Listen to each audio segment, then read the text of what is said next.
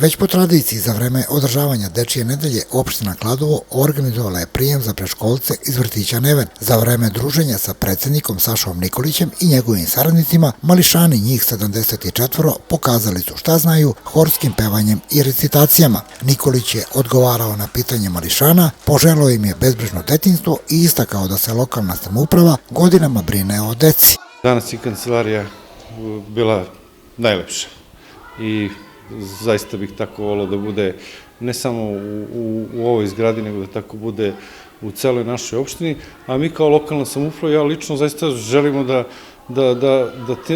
toj našoj deci, toj našoj budućnosti stvorimo maksimalne uslove i za odrastanje, i za školovanje, i za život i za rad.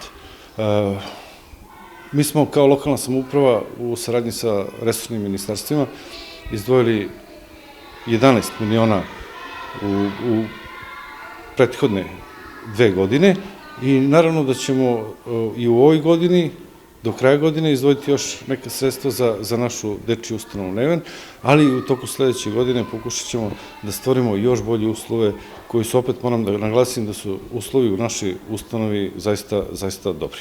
Na prijemu se zahvalila direktorka Kladovskog vrtića Jasmina Vlaisavljević i dodala da je lokalna samouprava svojim angažovanjem boravak dece u objektima predškolske ustanove Neven učinila lepšim.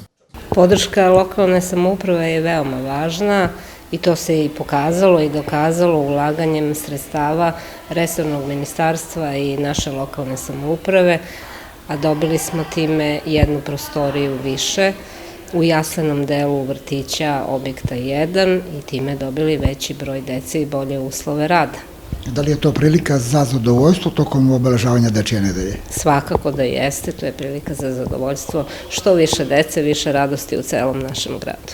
Na odlasku iz kabineta predsjednika opštine Kladovo mališani su dobili prigodne poklone uz poruku da je program Dečije nedelje zasnovan na konceptu prava deteta koji se od kada je uveden u normativni sistem Republike Srbije 1987. godine konstantno unapređuje. Saša Nikolić razgovarao je sa vaspitačima predškolaca koji će naredne jeseni krenuti u 1. razred i obećao nova ulaganja koja će im poboljšati uslove za rad sa decom.